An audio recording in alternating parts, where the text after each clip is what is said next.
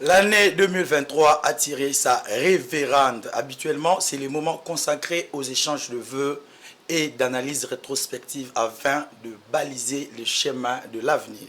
Mais les contextes de la fin de 2023 dérogent à cette pratique. En ce qui est hasard du calendrier, elle coïncide avec la tenue des élections générales le 20 décembre dernier et surtout avec la proclamation de l'élection présidentielle remportée haut la main par le candidat numéro 20, élection remportée par le candidat numéro 20, Félix Antoine Tshisekedi Tshilombo, avec 73,34% des suffrages exprimés. Un véritable plébiscite. Mesdames, Mesdemoiselles, Messieurs, fidèles téléspectateurs de Géopolice Télévision et de l'émission Cartes sur table, bonjour et bienvenue à l'émission Cartes sur table, la seule émission d'enquête et d'investigation dont j'ai l'honneur de vous la présenter. Comme à l'accoutumée, je pense que nous allons parler aujourd'hui d'une thématique très importante. Nous allons parler de la validation des candidats députés nationaux et provinciaux par la CENI. Mais je ne serai pas seul sur ce plateau pour analyser, pour échanger. J'ai invité pour vous, ce n'est plus une figure, c'est déjà une figure bien connue, c'est déjà un habitué de l'émission Cartes sur table. Fidèles téléspectateurs, je invité pour vous, Monsieur Léon Ngoulou, à qui j'ai dit bonjour et bienvenue. Bonjour, merci et meilleurs vœux. Merci pareillement. Je suis très heureux de vous revoir encore. Merci. Voilà. Comme j'avais dit la fois passée, c'est votre mission. Une fois que vous avez une communication ou un message important, ne soyez pas découragés, venez presque tous les jours. À chaque fois que vous avez une préoccupation, nous allons vous recevoir avec impartialité. Tel est notre leitmotiv. Je vais quand même vous tenter de vous présenter un peu. Monsieur Léon Ngoulou, vous êtes philosophe, vous êtes ingénieur agronome, ancien coordonnateur intérimaire du mécanisme national de suivi de l'accord cadre. Vous êtes vous étiez dans le rang de vice-ministre. Vous êtes connu pour être spécialiste de réforme que vous avez préparé au mécanisme national de suivi. Vous êtes aussi acteur politique. Je pense qu'avec vous, nous allons parler de la validation des candidats députés nationaux et provinciaux par la CENI. Je ne sais pas si cela va vous mettre à l'aise quand même de parler de cette thématique. Oui, bien sûr, parce que la moralisation de la vie publique, c'est une nécessité impérieuse en démocratie, donc nous devons vraiment prendre cette affaire à cœur. Voilà, très bien, prendre cette affaire à cœur. D'entrée de jeu déjà, M. Léon Ngoulou, acteur politique, ici, je vais vous recevoir comme un acteur politique, puisque nous allons parler de l'actualité politique en République démocratique du Congo, tout autour des élections organisées par la CENI. Déjà, ma première question est celle-ci, M. Léon Ngoulou. Quelle analyse faites-vous tout autour des élections organisées par la CENI du 20 décembre dernier? C'était donc le quatrième cycle électoral en République démocratique du Congo et le premier cycle complet, puisque nous avons voté également pour les conseillers communaux et de secteur qui vont choisir les bourgmestres. Donc le cycle, c'est le quatrième cycle, mais c'est le premier cycle complet, avec évidemment son lot de difficultés. Nous avons observé que la CENI a eu des difficultés pour le déploiement du matériel électoral en dernière minute. Je crois que même 8 jours avant, il y avait encore des problèmes de logistique assez sérieux. Les Nations Unies ont été sollicitées, quelques pays africains du voisinage, et même en RDC, au Congo, l'armée, les moyens logistiques de l'armée. Bref, un déploiement tardif, il faut le dire, un déploiement un peu tardif qui n'a pas été sans occasionner quelques déboires et quelques désagréments. Mais néanmoins, le scrutin s'est déroulé avec certaines difficultés, nous le savons, tous les acteurs politiques l'ont constaté, les Congolais aussi, mais néanmoins avec des résultats. Le premier résultat provisoire qui a été annoncé, c'est donc la victoire de Félix Antoine Tshisekedi, qui est le président de la République actuel. Et je tiens à préciser que selon la jurisprudence constitutionnelle congolaise, qu'on peut appeler jurisprudence Kabila, Félix Tshisekedi restera en fonction jusqu'à ce que lui-même ou son successeur soit connu.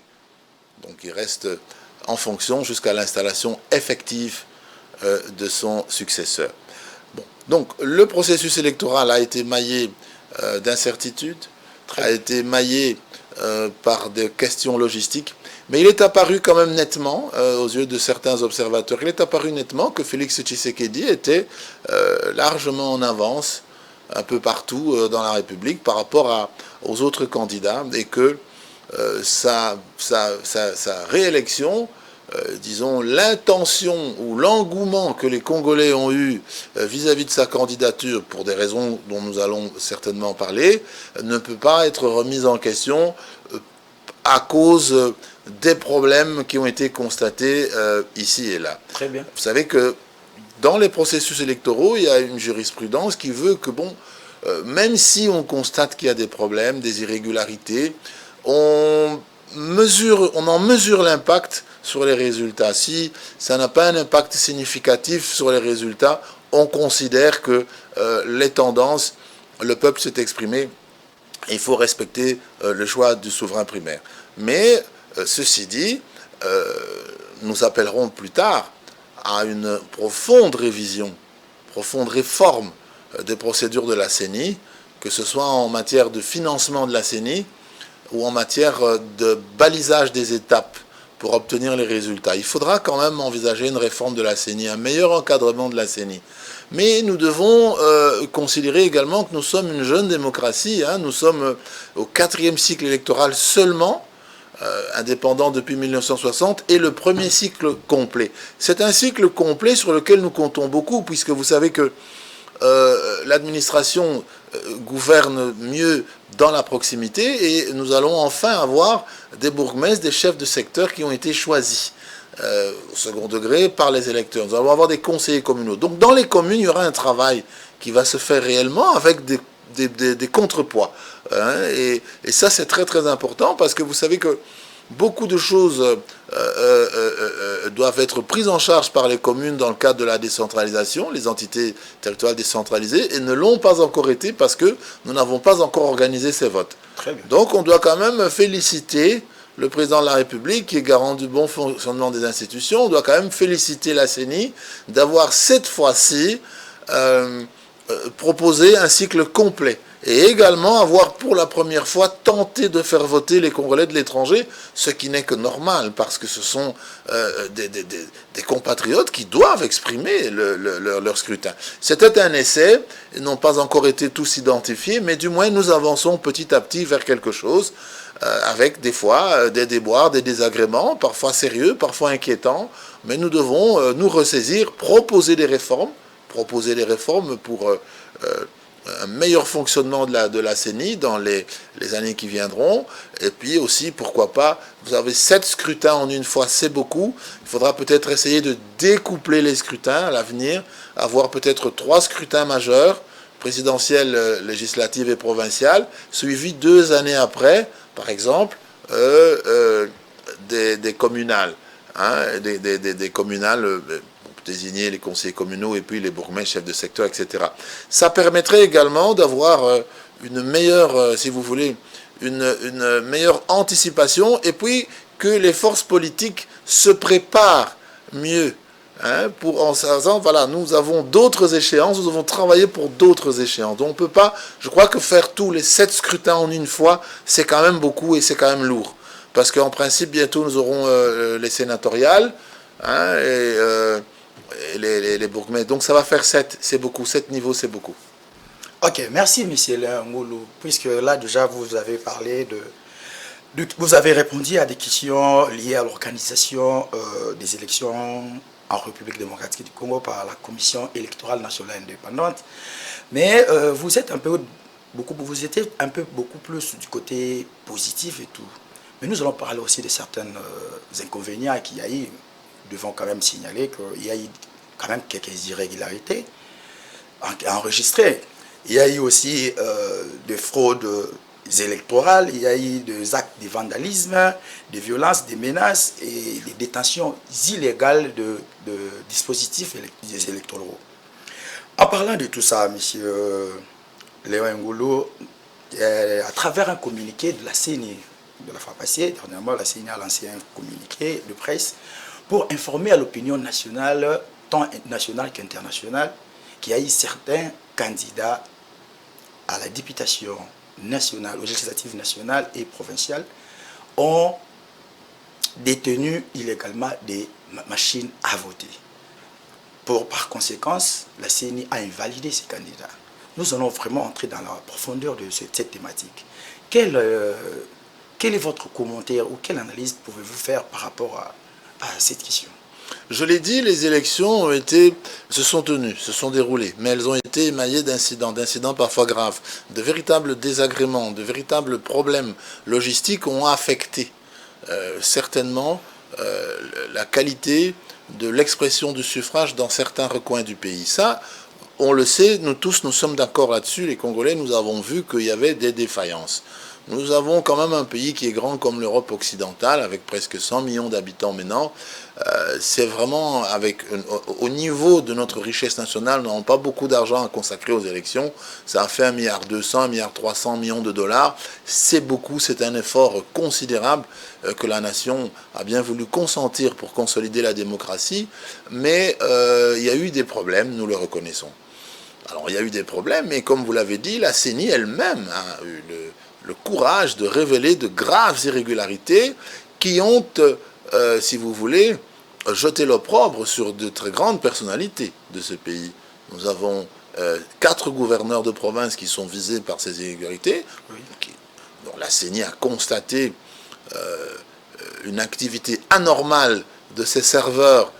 Je peux quand même vous aider en citant quelques noms. Oui, parce qu'il y a 82 candidats qui ont été moi je parle pour le moment, mais nous parlons de ces hautes personnalités. La CENI, les serveurs de la CENI ont repéré des activités anormales sur leur candidature, des activités qui ont indiqué qu'il y avait des problèmes, et puis d'autres on a constaté que d'autres avaient des dispositifs électroniques de vote à la maison, donc des machines à voter, et d'autres ont pratiqué du bourrage. Bon, alors la première chose que nous devons dire, c'est que la CENI a bien fait de dénoncer, et même d'aller jusqu'à proposer l'annulation dans 2 circonscriptions, je crois. Je crois que c'est Massimanimba et puis une à l'Est, je pense. Oui. Donc 2 circonscriptions, annulation totale. Annulation totale, ça veut dire y compris pour la présidentielle, annulation totale. Alors je pense que Denis Kadima et son équipe envisageront également l'hypothèse où il va falloir, même pour ce qui concerne Félix Tshisekedi, qui a été provisoirement déclaré vainqueur, mais dans les circonscriptions où il y a manifestement des problèmes, dans les circonscriptions où on a repéré des acteurs politiques de la plus haute importance qui se sont adonnés à des pratiques de fraude électorale, je pense qu'il faudra également, pour être impartial, il faudra que la CENI... Derrière nous ici, c'est la partialité pour être impartial, il faudra que la CENI dise que, y compris là où ces infractions ont été constatées, il va de soi que les voix de Félix Tshisekedi doivent également être décomptées. Parce qu'autrement, nous allons aller dans quelque chose qui ne reflètera pas la réalité. Parce que si on annule, si on constate je crois qu'il y a 15 circonscriptions, ou à peu près 15, je crois, à peu près dans 15 provinces, on a constaté que des autorités, des hauts cadres, des personnalités publiques se sont adonnés à des faits de fraude. Il faudra en tirer les conséquences, y compris sur le résultat de Félix-Antoine Tshisekedi, dans la publication des résultats définitifs. Mais comme je l'ai dit, les Congolais sont désormais convaincus que les cas de fraude qui ont été constatés par la CENI ne vont pas remettre fondamentalement en cause le quasi-plébiscite que Félix Tshisekedi a eu. Pourquoi plébiscite? Parce qu'il a posé quand même des actions qui étaient intéressantes, des actions qui ont été reconnues comme utiles et très utiles, et des grandes avancées, des grandes réformes par les Congolais.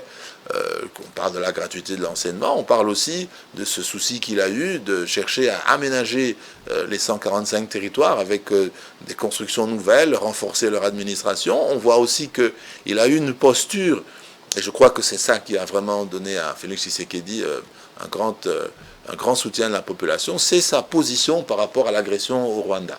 Hein, il a vraiment capitalisé autour de lui l'aspiration des Congolais pour la paix. Ça, dans l'est du pays, et ça, il faut le lui reconnaître. Maintenant, revenons un peu sur l'affaire de la CENI. Nous avons vu qu'il y a des hautes personnalités qui ont été prises la main dans le sac. Évidemment, aucune d'entre elles ne va accepter. Elles vont tous nier. Elles vont invoquer, d'autres, la présomption d'innocence. Mais en réalité, en matière électorale, il n'y a que des flagrances. En matière électorale, vous ne pouvez avoir que des cas de flagrance. Les agents ont constaté, la population a vu, la clameur vous a poursuivi, les bureaux ont été incendiés par beaucoup d'endroits, on a incendié des bureaux de vote, donc il n'y a que des flagrances. Et étant donné qu'il n'y a que des flagrances, le procureur général de la République, la CENI, doit d'abord saisir immédiatement le procureur général. Nous invitons Denis Kadima à le faire. Parce que la moralisation de la vie publique, c'est vraiment capital en démocratie. Il ne faut pas que les gens se présentent pour dire je vais tricher et puis je vais représenter l'expression du suffrage du peuple. Non. Alors il faut que la CENI défère ces cas rapidement en justice. Et c'est à la justice à ce moment-là de faire les enquêtes. Ces gens-là n'iront pas nécessairement en prison, mais la CENI doit déférer, mais ils doivent se déporter. Tous ceux qui occupent des fonctions actuellement, n'est-ce pas?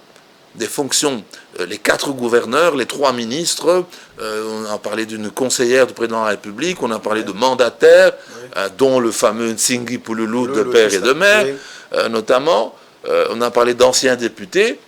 Il est bon que leurs institutions d'appartenance, pour ceux qui sont encore dans les institutions, leur demandent de se mettre à l'écart. Soit de présenter leur démission, soit une mise à l'écart temporaire, le temps que la justice fasse, n'est-ce pas, son œuvre de clarification sur leur rôle. Parce que nous avons une jeunesse, n'est-ce pas, nous avons un avenir, et nous ne pouvons pas accepter que notre jeunesse, la jeunesse congolaise, si vous voulez, reçoive ces fraudes comme des primes à la bêtise. Donc il faut absolument que nos jeunes se disent que les autorités ont pris à bras le corps cette affaire pour que tous ceux qui ont été reconnus pour avoir tenté de manipuler les résultats électoraux d'une manière ou d'une autre, eh bien, ils doivent être sanctionnés de suite. Pourquoi? Pour que le scrutin soit crédible.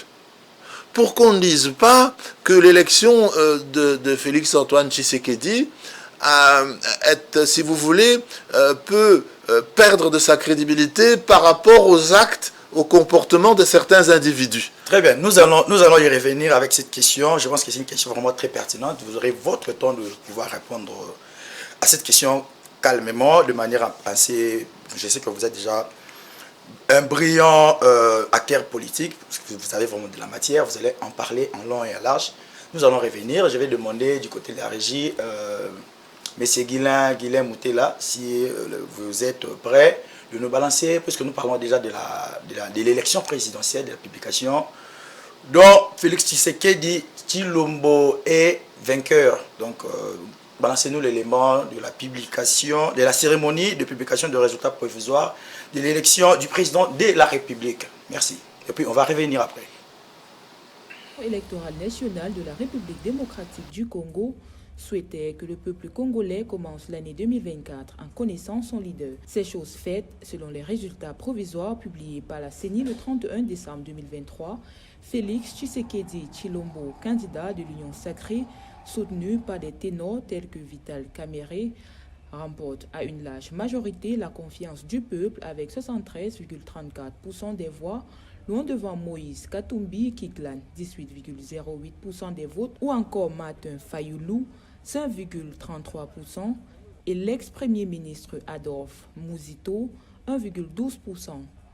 Pour Tshisekedi, cette réélection est un signe de la confiance des citoyens de la RD Congo dans son programme politique.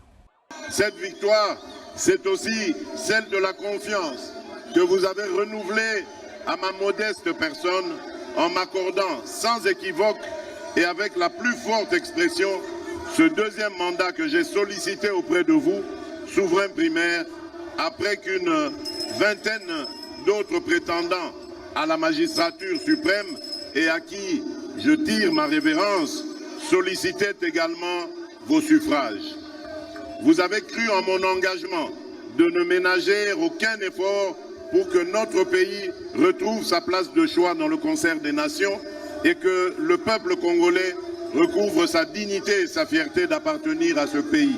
Félix Tshisekedi Tshilombo compte, dans le cadre de son nouveau mandat, renforcer l'unité nationale, œuvrer à l'émergence du pays et surtout restaurer la sécurité à l'est de la République démocratique du Congo, où des groupes armés divers minent l'autorité de l'État et la vie quotidienne des populations. C'est donc dans un esprit d'ouverture que j'exercerai, comme pour le premier mandat qui vient de s'achever, ce second mandat que le peuple vient de me confier. En effet, cette victoire est une victoire pour relever nos défis d'intérêt national, notamment le défi de la sécurité, le défi de l'emploi, le défi de l'interconnexion de notre pays, le défi de la modernisation de notre administration, bref, le défi de l'accélération de la marche de notre pays vers l'atteinte et la maximisation de son plus haut potentiel, sans oublier les défis mondiaux pour lesquels notre voix est attendue. La conférence épiscopale nationale de la RDC et l'Église du Christ au Congo ont présenté des irrégularités lors du vote, tout en signalant cependant que ces dernières étaient partielles mais pas généralisées.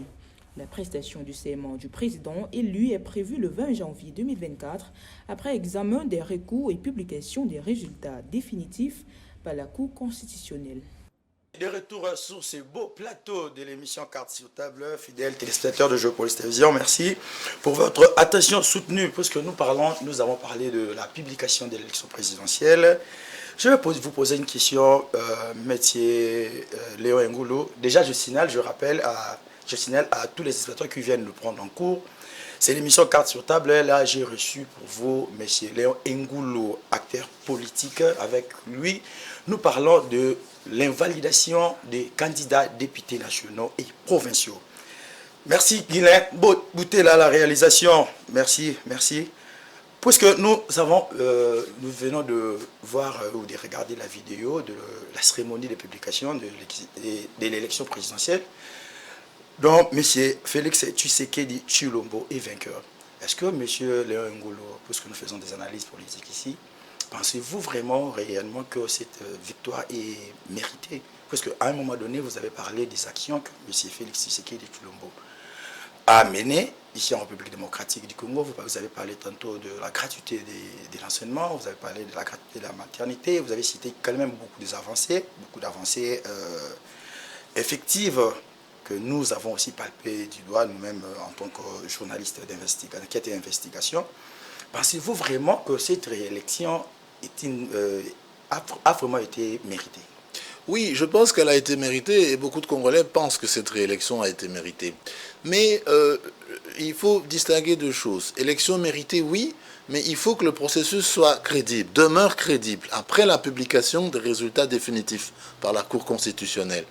Et pour que on puisse avoir des résultats crédibles après donc publication par cette Cour constitutionnelle, il faut déjà, dès à présent, prendre la mesure de la fraude qui s'est exprimée à travers certaines hautes personnalités politiques dans plusieurs circonscriptions et dans plusieurs provinces. C'est pour cela que dès à présent, il faut que la CENI saisisse les autorités judiciaires, il faut que le procureur général de la République lui-même puisse même s'autosaisir. Il faut également que le ministre de l'Intérieur, Peter Kazadi, suspende immédiatement les 4 gouverneurs qui ont été pris en flagrance de fraude. Il doit les suspendre immédiatement. Alors, cette suspension est une suspension prophylactique. On ne peut pas concevoir que des gouverneurs de province qui, en fonction, sont suspectés d'avoir fraudé. Ça, c'est vraiment le déni de la démocratie. Hein. Donc, on ne peut pas. Donc, Peter Kazadi, le ministre de l'Intérieur, doit absolument suspendre les gouverneurs pour permettre, n'est-ce pas, à leurs vice-gouverneurs, leurs adjoints, de les remplacer jusqu'à ce qu'on puisse arriver à un terme et qu'on ait une conclusion. Je prends le cas de Kinshasa. Nous avons un Gentini Ngobila qui est notre gouverneur à Kinshasa. Eh bien, il est cité par la CENI. Très bien. Et circonstance encore étrange, c'est que dans le cas de son parti ACP, il y a pratiquement 5 hauts cadres qui sont cités par la CENI. Bon, maintenant, ce parti dit que c'est un règlement de compte, etc. Mais à ce stade, nous pensons que soit Gentini Ngobila doit avoir l'élégance de se déporter, hein, de se mettre à la disposition des investigations supplémentaires qui prendront soit la voie administrative, soit la voie judiciaire. Nous pensons que Peter Kazadi doit immédiatement lui demander de se retirer, de le mettre en retrait, soit par une mesure de suspension, soit en lui demandant sa démission. De toutes les façons, ça ne changera rien. Pour les gouverneurs, ça ne va pas changer grand-chose, mais qui ne seront plus gouverneurs de toutes les façons au terme du processus électoral, ils ne seront plus gouverneurs. Okay. Donc nous pouvons aujourd'hui compter, par exemple, sur Gekoko Mulumba, qui est un jeune dynamique. Hein, nous pouvons compter sur Gekoko Mulumba pour remplacer immédiatement Gentini Ngobila jusqu'à ce que nous puissions arriver à bon port par rapport à l'ensemble du processus électoral. À qui pouvez-vous attribuer tous ces dérapages? Est-ce que c'est la désorganisation de la Commission électorale nationale indépendante ou c'est un manque de sécurisation de dispositifs électroniques de vote?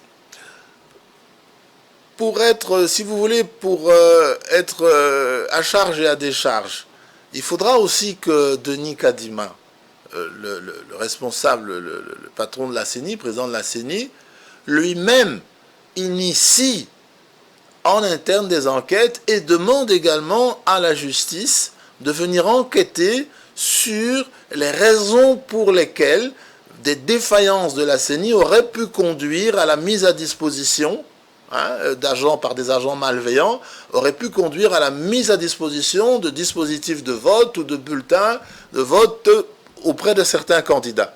Je crois que si Denis Kadima le fait, il va encore crédibiliser davantage le processus. Il va en tout cas renforcer la crédibilité parce qu'il y a des questions également à se poser du côté de la CENI. Hein. Nous sommes à charge et à décharge. On ne peut pas tout mettre sur le compte des candidats. Mais néanmoins, Denis Kadima a dit que ce sont les politiciens, par cupidité, n'est-ce pas, qui ont parfois eu des comportements hystériques en cherchant à tout prix à être élus, en cherchant à manipuler les opérations de vote, en cherchant à modifier les résultats. Et les serveurs s'en sont rendus compte. Vous savez que les serveurs informatiques, on voit bien que si le vote présente des anomalies, le serveur va les enregistrer. Et c'est ce qui a été fait. Et ça a été recoupé. Et puis il y a eu des témoignages, des violences, incitations à la violence, des bureaux brûlés. Hein? Donc, incendiés. Donc il faut que nous soyons vraiment à charge et à décharge. La CENI a ses responsabilités. Nous convenons que le processus n'a pas été parfait parce que c'est la première fois, bien que 4e processus électoral, mais c'était la première fois que nous avions un processus complet. Donc ça a compliqué la logistique. Il faut bien comprendre que malheureusement, Denis Kadima a eu un défi logistique 2 fois supérieur à celui de ses prédécesseurs. Ça, faut le reconnaître. Puisqu'ils n'ont jamais organisé que 3 scrutins. Tandis que lui, il a dû organiser 7 scrutins. Donc ça veut dire un déploiement encore plus intensif dans des bureaux, etc. Maintenant, ce sur quoi nous insistons aujourd'hui, nous, les Congolais, nous voulons que les personnalités, quelle que soit leur institution d'attachement ou d'appartenance actuelle, qui ont été prises en flagrant délit de fraude se déportent, ou qu'elles soient suspendues, ou qu'elles soient interpellées par les pouvoirs publics, afin de moraliser la vie publique, de crédibiliser le processus. Parce que si nous continuons avec ces 4 gouverneurs, par exemple, ces 4 provinces sur 26, c'est beaucoup, 4 gouverneurs qui ont commis des actes, qui se mettent à la disposition de la justice, et si il s'avère que, de toutes les façons, ils reviendront dans la vie publique.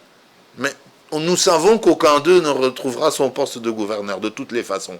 Et quant à Jean-Tini Ngobila, vous voyez bien que la situation de la ville de Kinshasa, avec une insalubrité qui a atteint des niveaux méphitiques, des niveaux cataclysmiques, une insalubrité terrible dans nos rivières, dans nos avenues. Je crois que Jean-Tini Ngobila devrait se déporter, après les faits qui lui sont reprochés, donner les clés de la ville à Gekoko Mulumba, n'est-ce pas, qui va reprendre le flambeau, et qui va essayer de transformer cette ville, qui est une ville poubelle, en une véritable Kinshasa la plus belle. Parce que nous avons vraiment, vraiment un problème. Êtes-vous sûr que cela sera possible?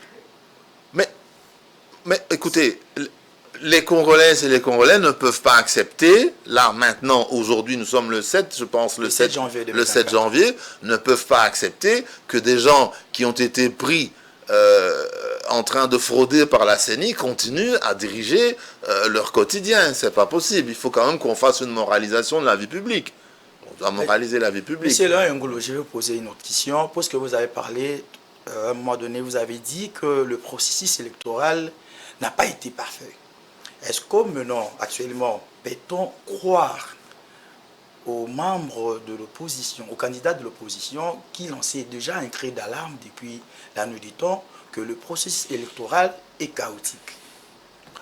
Peut-on croire maintenant à leurs déclarations? Nous avons tous vu, tous les Congolais ont vu que les difficultés étaient réelles. Les défis logistiques étaient très importants. Je viens de vous dire que Denis Kadima a eu le premier, si vous voulez, cycle complet organisé avec 2 fois plus de défis logistiques à relever que ses prédécesseurs. Bon, maintenant, nous avons vu qu'il y a eu des difficultés. Mais est-ce que ces difficultés sont de nature à remettre en cause l'ensemble des résultats, l'ensemble du scrutin? Parce que nous entendons que l'opposition demande l'annulation de tous les scrutins. Oui. Oui, bon. Mais même si on allait dans cette voie, où est-ce que nous allons trouver 1,3 milliard de dollars pour organiser des élections? Et quand? Alors, nous devons convenir au moins d'une chose, que le président de la République reste en fonction jusqu'à l'organisation, à l'installation effective de son successeur. Oui. S'il faut un nouveau cycle, il restera autant de temps qu'il faudra pour qu'on organise ce nouveau cycle. Donc pour lui, ça ne change fondamentalement rien. Il sera toujours le garant des institutions.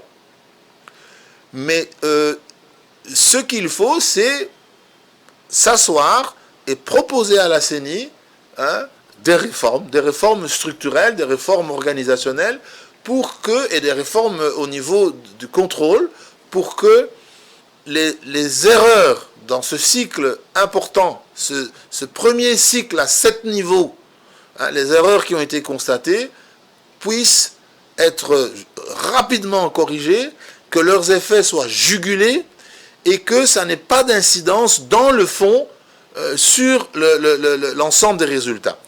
Il n'y a pas que Félix Tshisekedi qui est élu.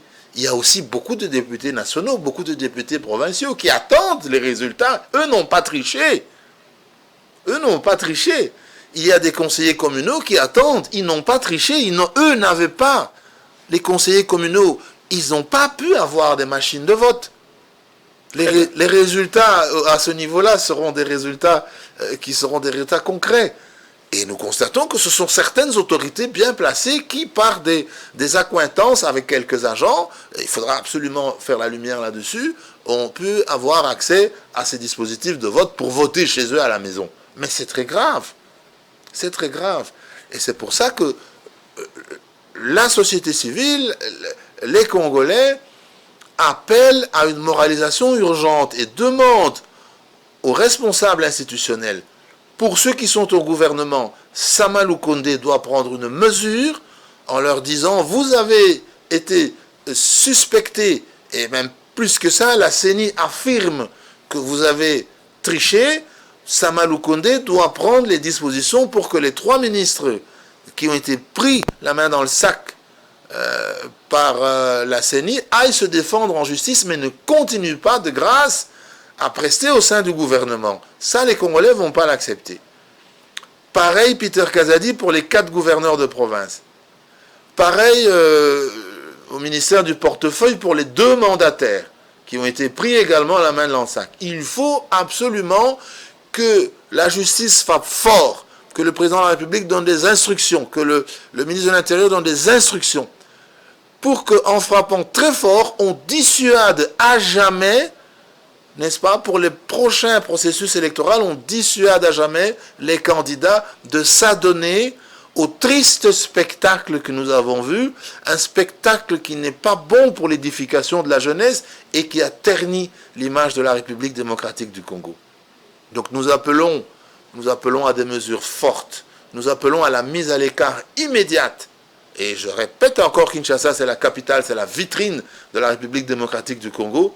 Je crois que la communauté africaine, la communauté internationale, les Congolais, la société civile, la classe politique saluera la suspension ou la mise à l'écart immédiate de M. Gentini Ngobila, gouverneur, et que Gekoko Mulumba, qui est son vice-gouverneur, prenne les choses en main et avance et puisse proposer une meilleure gouvernance municipale, parce que Kinshasa n'offre que vraiment un triste visage.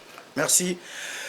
Monsieur Léon Ngoulou, fidèle téléspectateur de Géopolis Télévision, vous nous suivez en direct au canal 261T et 150 Easy Télévision. Nous passons aussi sur notre chaîne YouTube et page Facebook officielle Géopolis Télévision.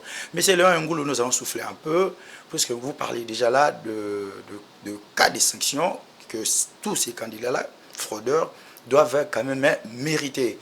Je vais demander à la régie, je vais partir du côté de la régie pour demander à Guilain Moutela s'il est prêt de nous balancer l'élément de la SENCO et l'ECC appellent à la justice à poursuivre les auteurs de cas de fraude.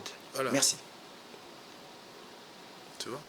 Dans cette déclaration conjointe des hauts placés de l'Église catholique et de l'Église du Christ au Congo, André Bokundoa et Marcel Outembi reconnaissent que les opérations de vote ont été entachées d'irrégularités et de dysfonctionnements à bien d'égards. C'est ce qui a été noté par presque toutes les missions d'observation électorale. Ajoutez à cela des cas de fraude et de violations qui ont été enregistrés. Ainsi, les présidents de la SENCO et de l'ECC qui condamnent ces actes demandent au procureur général de la République, en sa qualité de garant de l'action publique, d'ouvrir des poursuites judiciaires à l'endroit de tous les auteurs d'actes de violation et de fraude électorale, dit-on dans cette déclaration conjointe. À la haute cour, les 2 chefs religieux ont demandé au procureur général, près la Cour constitutionnelle, de se saisir d'office de toute dénonciation en rapport avec les irrégularités afin d'amener la haute juridiction de la sincérité électorale à dire le droit et redorer la fierté de la République démocratique du Congo. Rappelons que l'Église catholique et l'Église du Christ au Congo avait mis en place une mission d'observation qui a suivi le processus électoral aux côtés de la CENI, la Commission électorale nationale indépendante, jusqu'au vote. Dans son rapport préliminaire, la dite mission a noté de manière générale que les scrutins s'étaient bien déroulés comme c'était le cas avec d'autres missions nationales et internationales d'observation électorale. Toutefois, les failles ont été également soulevées et les recommandations ont été émises pour améliorer dans les prochains cycles électoraux. Merci Guilain Boutela pour cet élément de la rédaction de Géopolis Télévision. L'élément fait par Fiston Oleko, le secrétaire des rédactions. Merci à Guilain Boutela pour la réalisation. Monsieur Léon Ngoulou, un petit commentaire par rapport à cet élément dont la SENCO et l'ECC appellent à la justice à pouvoir se saisir de ces cas de fraude, de se saisir des auteurs de ces cas de fraude. Oui. C'est un sentiment de révolte qui anime les Congolais par rapport à ces cas de fraude. Et vous savez le rôle éminemment moral que joue l'Église catholique et l'Église protestante avec la mission d'observation, la MOE Senko et CC, et ils sont arrivés également à la conclusion que pour que le scrutin soit crédible et pour que les Congolais soient édifiés pour l'avenir, eh bien, il faut que la justice s'empare immédiatement, et que les responsables institutionnels,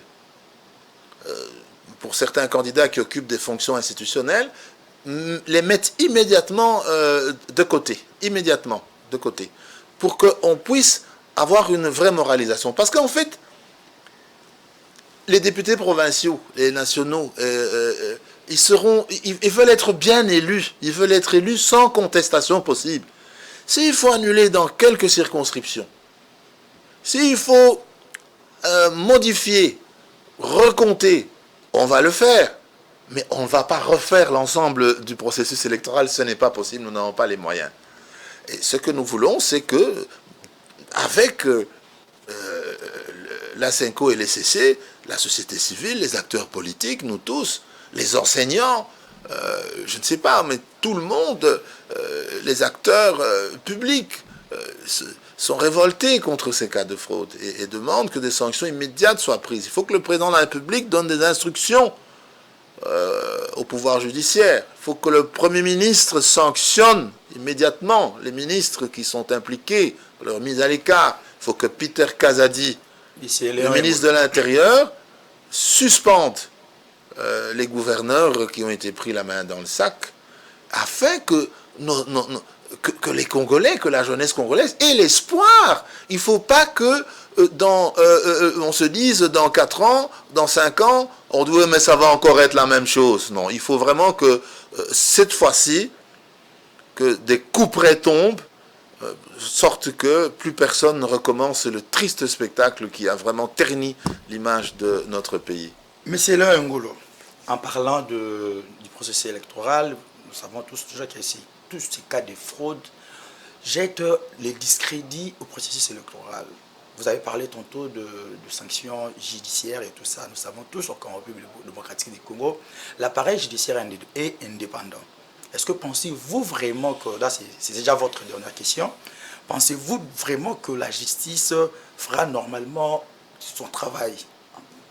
Parce que parmi les candidats fraudeurs, il y a aussi des autorités. Est-ce que vous croyez vraiment que la justice va travailler de manière indépendante pour juger ces cas de fraude effectués, manifestés par de grandes autorités du pays? Elle a deux voies d'action. Si elle s'autosaisit, procureur général de la République, ça c'est le parquet. Parquet qui, comme vous le savez, on dit en philosophie du droit, le parquet c'est le bras armé du gouvernement. Ou alors si ce sont les autorités qui la saisissent. Donc soit elle s'autosaisit, soit elle est saisie, soit c'est la CENI qui saisit, soit les autorités qui, si vous voulez, sont les autorités de tutelle ou institutionnelles des personnalités qui ont été prises à la main dans la fraude. Si eux saisissent la justice, peut-être aussi. Est-ce qu'ils seront vraiment jugés et sanctionnés? Mais nous souhaitons en tout cas qu'ils aillent se défendre. Mais pendant ce temps-là, nous devons continuer à créer, à bâtir ce pays, à créer un État avec toujours avec le souci de la moralisation de la vie publique. Il faut que nos représentants soient vraiment des personnalités qui sont hors de tout soupçon. Mais vous savez que les élections ont une finalité. Les élections, c'est pour désigner des représentants. Mais si ces représentants entendent se désigner eux-mêmes par la fraude, vous voyez bien qu'ils ne sont plus représentatifs de la volonté populaire. Et ça ne passera pas. Les résultats provisoires ont annoncé 73%, je pense, pour le président de la République, Félix Tshisekedi. Mais si, après, au niveau des résultats définitifs, après amputation, n'est-ce pas, des zones où les suffrages ont été obtenus par fraude, par certains candidats, avec un impact potentiel sur celle du président de la République, eh ben, même si on lui amputait 5 ou 6%, il gagnera toujours largement les élections. Mais ce que nous voulons, c'est que ce soit fait très vite parce que nous devons montrer à nos enfants hein, que ce soit vraiment un cas d'école, montrer à nos enfants, montrer à la jeunesse que les élections, c'est pas, on vient pas pour jouer avec le suffrage. Est-ce que c'est vraiment une leçon d'une bonne moralité ou une bonne citoyenneté, une autorité du pays va dans une aventure électorale avec des méfaits, avec de mauvais actes, des fraudes, des vandalismes, c'est regrettable. Des tensions illégales de dispositifs électoraux électroniques de vote. C'est regrettable. Et vous avez vu que l'ASENCO et les CC on dit la même chose. On dit qu'il faut absolument que la justice fasse la lumière là-dessus parce que sinon, tout l'édifice, la confiance de la population par rapport à ses gouvernants, à ses représentants, va s'effriter définitivement. Et là, on peut aller dans n'importe quelle direction. On va aller dans un chaos. On ne peut pas se permettre cela. Donc nous devons montrer à la face du monde, à l'Afrique et aux Congolais que nous avons des gens qui nous dirigent, qui sont des responsables et qui prennent les bonnes décisions quand elles doivent être prises, notamment celle de déférer devant les autorités judiciaires les personnes qui ont été prises en délit de fraude électorale. Très bien, Monsieur Léon Ngolo, je pense que nous sommes arrivés à la fin de cette émission Carte sur table. Aujourd'hui, nous avons parlé avec vous de l'invalidation des candidats députés nationaux et électoraux. Nous sommes arrivés, vous savez que la télé c'est le temps, nous sommes arrivés à la fin. Vous allez regarder votre caméra, je pense que Nolingo le Lingala, parce que l'émission est bilingue, au Taliban et au Congo, votre mot de la fin à la population. Bana Congo na sepeli ndenge babenga ngana émission yo na etando yo pona koloba makambo etali élection yo totala ki biso soto mona ki ndenge elekanaki. Mais message on azana ngo lelo likambo na lingaki na loba ezali boyete tokoki kondima te que ba suffrage na biso ba élection ba voix na biso oyo biso toza kosala toza kokende kopona bato ya solo bato tomoni ke bazana mayele pona kokamamboka bazana volonté ezala détourner na bato mosusu oyo bakei koyiba ba machine électorale bakei koyiba ba bulletin bakei kosala makambo ya nyamu kaka po ba voter bango bakene kozwa suka ba $25,000 na ba institution yango. Mais les Kambango, tout ce pays n'ango te yango pe bino pe population ya Congo beaucoup qui à travers ba kambina bino pe la société civile beaucoup qui peut ko saisir pe ba autorité bolo ba que na likambo e biso to ce pays n'ango te to lingi ba tonyo surtout ba sa nyamu na makambo na maponami biso population ya Congo to ce pays n'ango te pe to lingi ba kene na justice ba tu na bango makambango ezalaki ndenge nini makanisi nini oyo bango bazalaki nango pona ba bebisa processus électoral na biso. Merci, Monsieur Léon Ngolo, fidèle téléspectateur de Géopolice Télévision, mesdames, mesdemoiselles, messieurs. C'est ici que l'émission Carte sur table prend fin. Je vous laisse entre les mains de la direction du programme de Géopolice Télévision pour la suite de tous les programmes. Merci, je dis merci à mon grand réal, Guylain Moutela, pour la réalisation de cette émission. Merci au directeur général, directeur à l'ADG, à l'administrateur directeur général, M. William Albert Kalengai, pour avoir placé cette confiance en nous, en nous offrant cet espace. Et nous allons nous retrouver avec vous la semaine prochaine pour un autre numéro de l'émission Carte sur table.